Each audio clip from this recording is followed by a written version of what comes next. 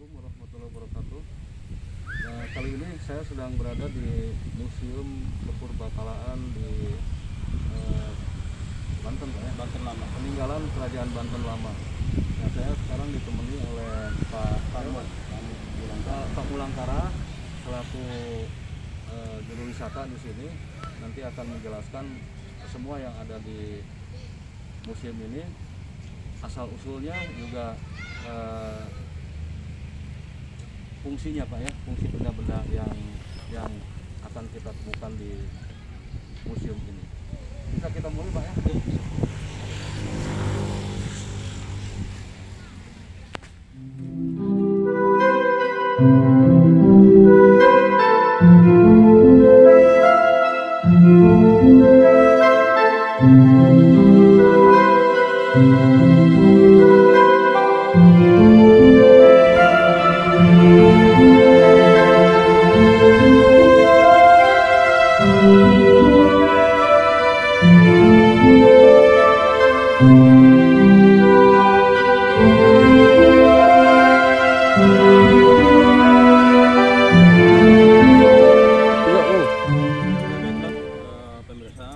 Kita sekarang berada di sebuah museum. Museum ini namanya Museum Situs Kepurbakalaan Banten Lama. Museum ini diresmikan pada tanggal 15 bulan Juli tahun 1985. Terletak di Kelurahan Banten, Kecamatan Kasemen, Kota Serang. Luas lokasinya kurang lebih ini 10.000 meter. Sementara untuk luas bangunan museum ini sendiri sekitar 778 meter persegi. Nah, kenapa disebut Museum Situs Kepurbakalaan Banten Lama? Karena yang koleksi daripada museum ini adalah hasil daripada temuan, sebagian besar hasil daripada temuan yang berada di situs-situs yang ada di sekitar Banten Lama. Nah, kalau kita berbicara Banten Lama berarti berbicara secara kawasan situs. Dan contohnya ada Surasoan, ada Kaibon, ada Masjid Agung Banten, Benteng Speluk dan lainnya. Mulai tahun 1976 diadakan penelitian atau penggalian di setiap situs tersebut. Dan kemudian kita banyak sekali menemukan seperti gerabah, keramik, koin dan sebagainya ya. Saking banyaknya temuan tersebut, kemudian direkonstruksi, diregistrasi, dan sebagian juga banyak yang juga layak untuk dipamerkan. Dan akhirnya museum ini diresmikan pada tahun yang telah saya sebutkan tadi. Nah, di antara koleksi yang paling terkenal di sini adalah sebuah meriam. Meriam ini namanya meriam Ki Amuk. Nah, kita lihat nanti seperti apa meriamnya.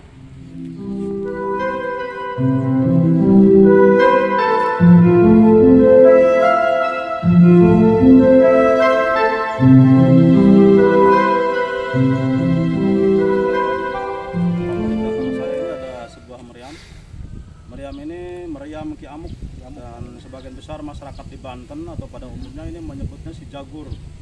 Nah, apa itu? Sebetulnya Ki Amuk namanya yang betul gitu. Iya. Karena Jagur itu di Jakarta ya. Oh iya. Nah, Ki Amuk ini bahannya dari perunggu. Dari perunggu, ukurannya ini 341 cm panjangnya, kemudian diameternya 60 sampai 66 cm. Kalau buatan mana? Nah, meriam ini kalau dari indikasi bahan atau dari inskripsi atau tulisan yang ada di tubuh meriam ini ada tulisan Arab, Pak. Salah satunya berbunyi Akibatul Khairi Salamatul Iman. Jadi ada kemungkinan besar ini meriam ini dari Timur Tengah. Bahkan ada salah satu sejarawan namanya Pak Uki, ini kemungkinan dari Turki, Pak. Nah, sejarahnya kenapa sampai di Banten meriam ini? Dulu ini hadiah sebetulnya. Hadiah dari Sultan Demak kepada Sultan Hasanuddin pada saat Sultan Hasanuddin menikah dengan putrinya yang bernama Ratu Ayu Kirana, atau sebagai hadiah kepada Sultan Banten karena Banten sudah berkembang ketika itu, sudah banyak kemajuan. Nah, sebagai atasan Demak ini memberikan hadiah atau kenang-kenangan kepada Banten. Kalau itu Pak yang Sultan Demak yang ngasih hadiah siapa? Kalau tidak salah Sultan Trenggono, Pak. Sultan Trenggono yang memberi hadiah meriam ini. Terus fungsinya kalau ini sewaktu di sini gitu Pak ya, di Banten ini sebagai apa? Sebagai hiasan atau digunakan untuk peperangan? Ya, digunakan untuk peperangan, Pak. Sebagai bukti di atas tubuh meriam ini di laratnya terdapat ada lubang. Lubang itu untuk memasukkan mesio atau mercon. Dan di depan ini kita lihat di montongnya masih tersisa satu peluru. Jadi masih tradisional sebetulnya Pak. Jadi dimasukkan bubuk meledak, kemudian dikasih api dan meledak.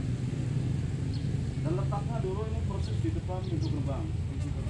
Surosoan, Keraton. Nah, ini sebagai senjata pemungkas Pak. Nah di Banten ada beberapa catatan juga lebih dari 50 meriam dipajangkan di sekitar benteng ini untuk pertahanan keamanan kota. Nah, terus ini dikasih nama meriam Ki Amuk nih. Apa latar belakangnya Pak? Ya kemungkinan besar ini kan sebetulnya belum ada sumber yang pasti Pak. Cuman dari Ki Amuk ini dari kata amuk. Jadi mungkin ini bukan orang bukan. Jadi Ki amuk ini berarti dahsyat gitu Pak. Gitu. Mengamuk gitu. Iya. Kurang lebihnya seperti itulah salah satunya. Boleh Pak ya yang lainnya Pak. Oke, kita sekarang sebelah sini kebetulan di luar ini banyak juga tinggalan. Ini ada batu-batuan ya. Masyarakat Tionghoa Pak. Ini batu nisan Cina ini sebagai pembuktian bahwa masyarakat Tionghoa orang Cina itu dari abad 16 sudah masuk ke Banten berdagang mereka. Jadi di Banten ini ada semacam kelompok-kelompok etnis Pak. Ada Pacinan, ada Pakojan. Nah ini kelompok mereka ini. Jadi Pacinan ini posisinya di sebelah barat masjid. Ya, Kampung Pacinan namanya. Kalau Pakojan?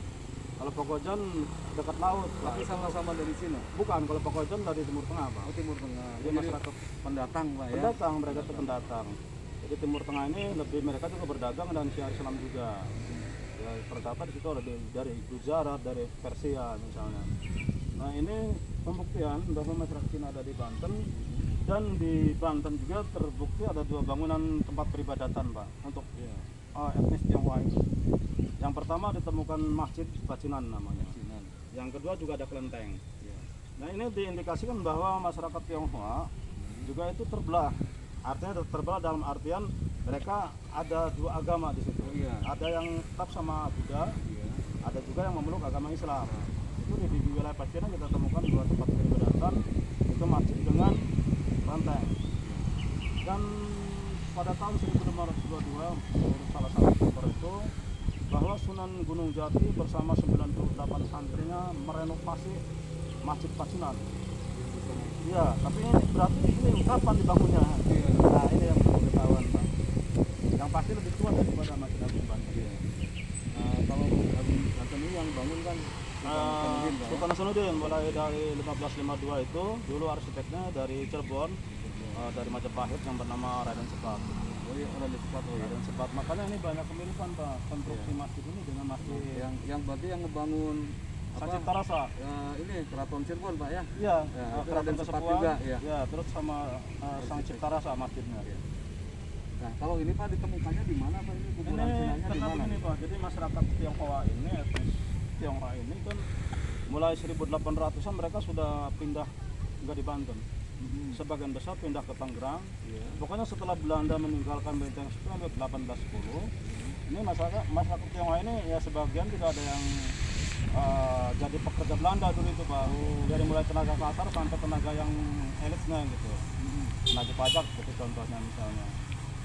Mencatat penduduk 1810 ditinggalkan wilayah Pacinan itu sekarang dihuni oleh orang Indramayu. Masyarakat Indramayu makanya berubah nama dari Pacinan menjadi Kampung Indramayu sekarang. Karena itu Indramayu itu. Dan yang sebelahnya itu dihuni atau jadi tempat tinggalnya masyarakat dari Bandung Pak, Ranca Ekek. Makanya tuh namanya tuh dari satu kampung karena terbelah oleh jalan itu. Yang sebelah sini namanya Sindang Sari, nah berlatar belakang Sunda. Yang sebelah sini namanya Dermayon, karena Indramayu itu. Jadi wilayah Pacinan sudah menjadi 2 kampung sekarang. Jadi Dermayon dan Sindang Sari. Ya, sebelah sini Pak. Ini sebetulnya lebih ke heller ini Pak. Heller tradisional yang menggunakan mesin.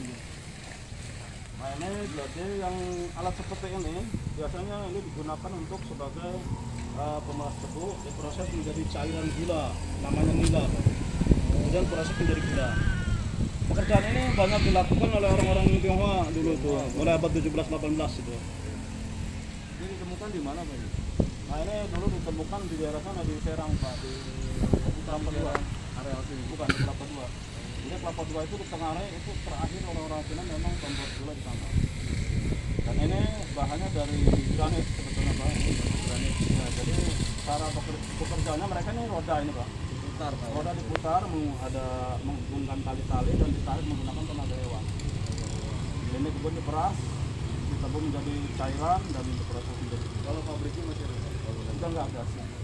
Kalau indikasi bekasnya di Kelapa II masih ada beberapa indikasi kuat yang bahwa di situ dulu tempat pengolahan menjadi. Nah kalau sebelah sana Pak? Ini ornamen atau hiasan batu karang sebetulnya Pak.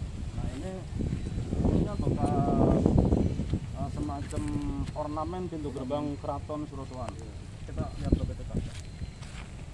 Jadi kalau perempuan itu motif bunga sebelah kanan, kalau ini laki-laki sini.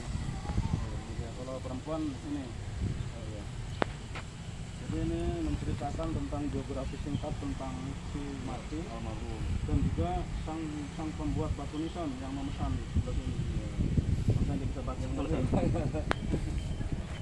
Oke Pak, ini kita sampai ke salah satu batu karang berelief ya.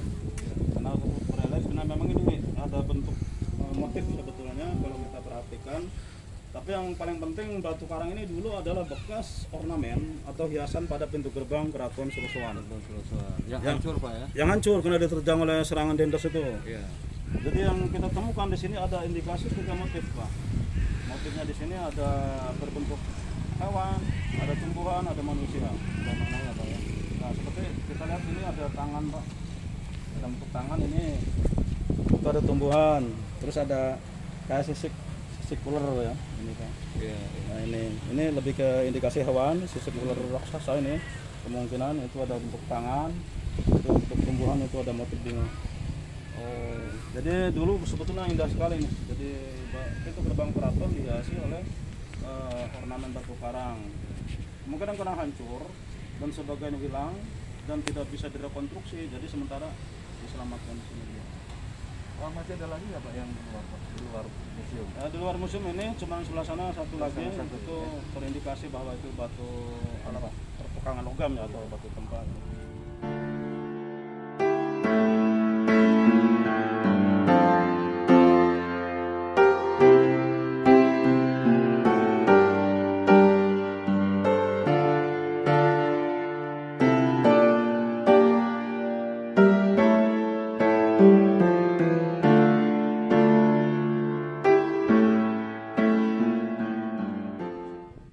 Artinya benda ini ditemukan di tempat ini dari di sini Pak. Ya. Kalau ini dulu tempatnya apa sih Pak? Maksudnya bekas tempat apa sih Pak? Kemungkinan besar ini adalah batu tempa. Jadi batu tempa ini dikaitkan dengan kegiatan perpecahan. Kalau macam ini kayaknya Pak, pembuatan Ya pandai besi. Membuat senjata, alat pertanian terbuat dari logam gitu Pak. ada pokoknya Pak seperti kayak empu gandring gitu kan? Ini yang belum diketahui ini. Yang terkadang kan cuma masih itu kan seperti sebetulnya. Nah, kenapa dulu diindikasikan bahwa ini batu tempa? Karena ciri-cirinya misalnya dekat dengan kanal, dengan sungai. Ya. Sungainya mana Pak? Itu belakang ini. Masih kurang lebih 20 meter dari sini sungai, kanal, dan kemudian di sini juga ditemukan kopi. Kopi ini adalah indikatornya kuat adalah sebagai wadah pelupur logam. Itu mungkin yang Nah ini kalau ini Pak ada fungsinya nggak Pak? Nih ada batu cendolan kayak gini. Nah ini makanya akhirnya ada pendapat lain Pak. Setelah ini digunakan juga sebagai apa semacam tadi tempat menempa logam. Karena keberadaannya dekat kanal, ini ada indikasi lain bahwa ini adalah sebetulnya tempat tambatan perahu.